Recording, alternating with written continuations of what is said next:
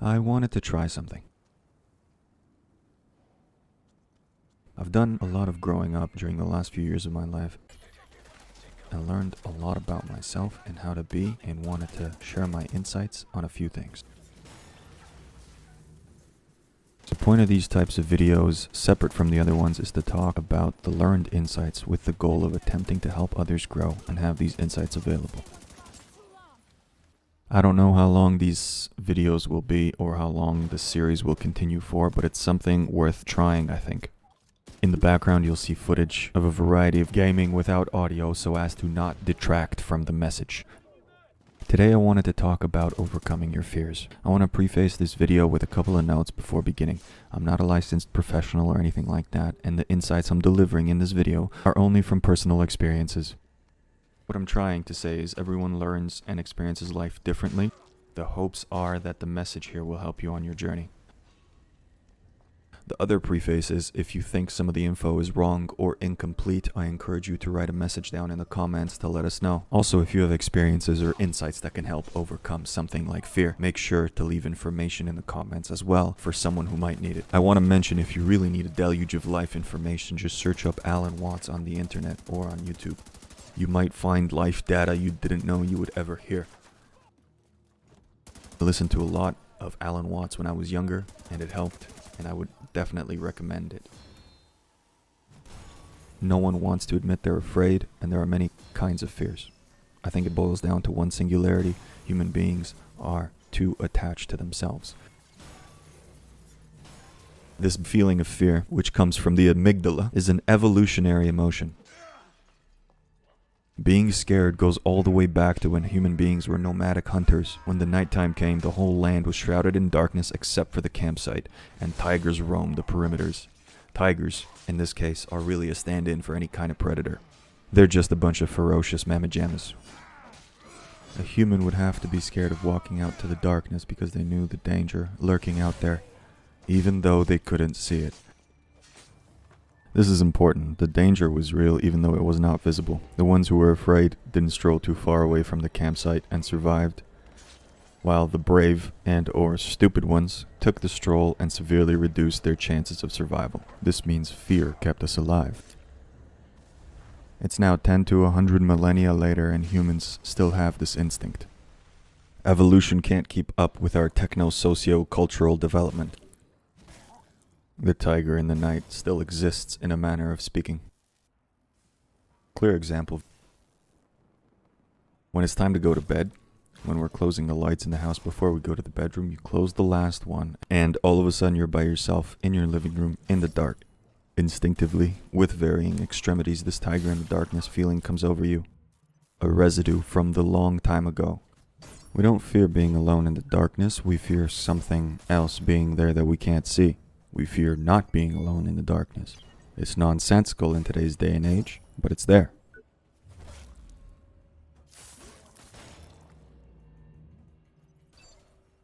For me, there seems to be a variety of fears, phobias, stage fright, etc. I personally believe that any of these can be overcome by simply letting go of yourself and who you are. Now, what the hell does that mean? Example 1. This is a personal example from my childhood, and I'll try to be straightforward and succinct. I was exposed to R-rated movies from an early age without so much as an explanation as to what to make of them. I saw Dracula 2000 at probably 8 or 9 years old and basically pooped my pants. Gerard Butler as Dracula. If you're up for a typical 90s movie, go watch it. It's a fun time. After watching that movie, I developed a fear of vampires. Today that's called sanguivorophobia. Fear is obviously not real, but the vampire nightmares were real. For starters, I'm a kid at the time, so I don't know better, but that's another topic. For years, I would have nightmares and difficulty sleeping. There were way too many nightmares of vampires coming to kill me or my family.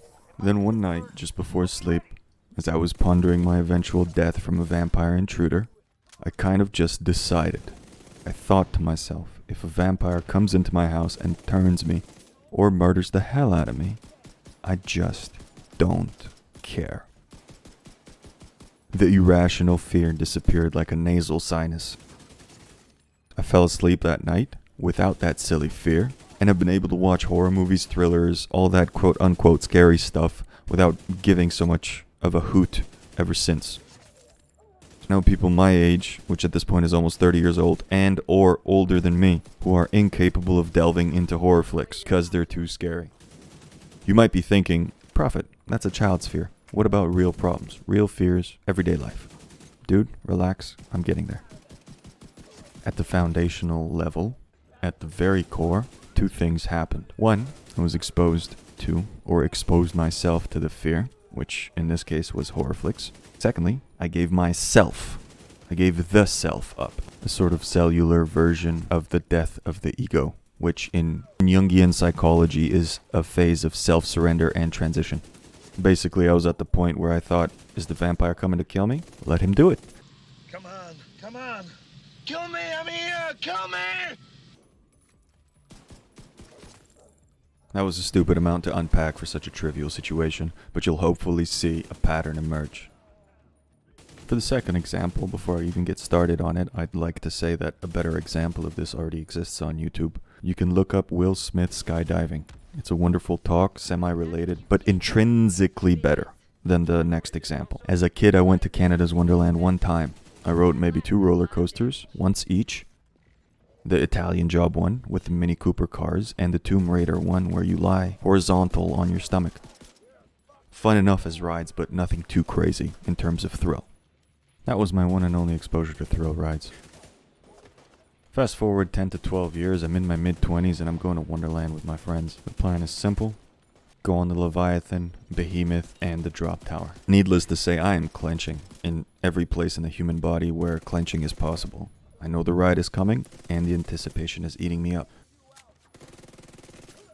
We arrive at the first ride, the drop zone, and unfortunately for us, the lines are not that long because it's raining. So the park is a bit emptier than usual.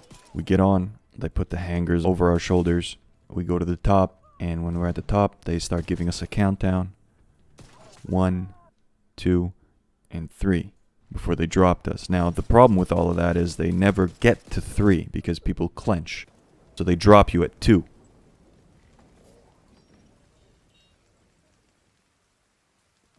When the thrill is over, the ride felt too short. We arrive at the second ride, Behemoth. The people in front of us go, their train leaves. Where are we sitting, my friends asked me. Let's try the front, I said. I don't know why, I don't know how, but that's what managed to come out of my esophagus. We get in, we get strapped, and it goes. And then about 30 seconds later, we get to the peak. And then what feels like 45 days later, we finally drop. It's only -9 nanoseconds before the ride is over. Again, the ride was too short. We then do the Leviathan, and the experience is even better than Behemoth. I'm asking myself what the hell is happening? How is it possible to have such a positive experience at something that seemed so terrifying moments ago? And this is for each case. You're hopped up on adrenaline and you want to go again. There's no other way around it. What is the fear that prevents you from going on the roller coaster? Ask someone in the boomer generation if they'll go on a roller coaster. No way. It's too scary. I'm too old to go on it. Why do they say this? What's the actual risk? What's the danger? Statistically, there is none. Short of a heart attack, the chance of an accident on a roller coaster is just short of non-existent. The danger is invisible. It is inside the head. So what do? What did I do? How did I overcome my fear? The short answer is I didn't. And most likely you probably won't. For this kind of anxiety, I don't know if there is an internal way of shutting down your amygdala. I personally believe it's a normalization of the experience. You ride the ride until it's no longer a ride. You agree with the fear.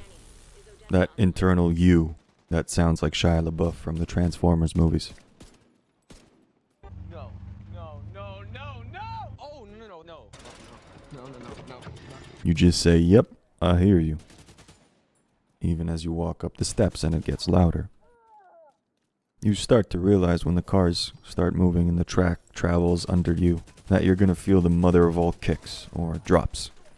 At the peak of the track, however, usually just before the big drop, there is a transference of chemical thought. There isn't so much Sam Witwicky in the Transformers movies in your head anymore.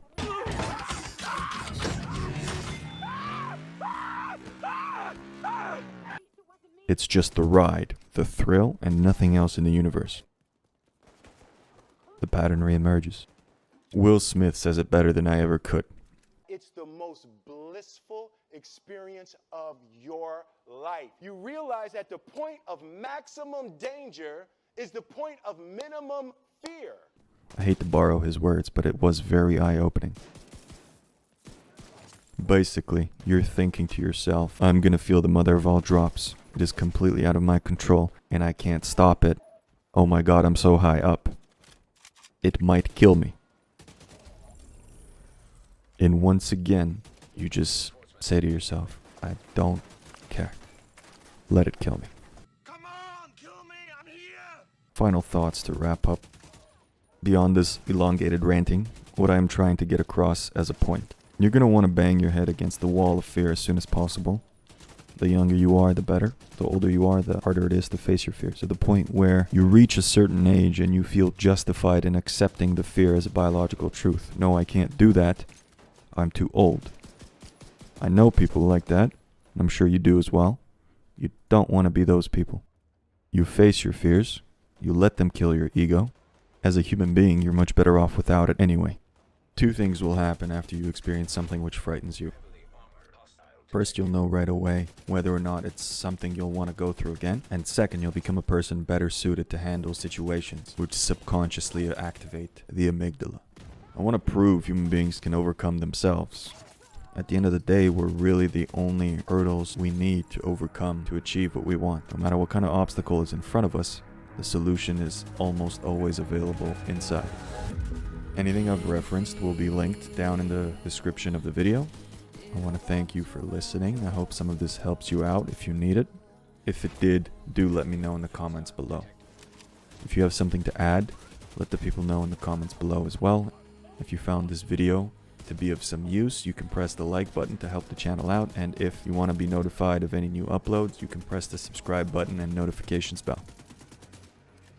I will discuss other topics in the near future, so be sure not to miss out on those. My recommendation is you start small and work your way up. This way you'll not only see that through exposure the counter-fear development works, but that you're capable of it. This way, over time, you'll be able to cover more and more daunting experiences and not let anything hold you back. If that irrational fear of the darkness at home is something that bothers you, just push yourself to face it one night. Close all the lights in your house and sit in the middle of the living room couch and make yourself available for all the monsters to gobble you up. See how long you can sit there. Eventually, you'll sit there so long that you'll realize the monsters are the ones who should be afraid of you. Thank you for dropping by. I hope you have a good day. Take care of yourselves.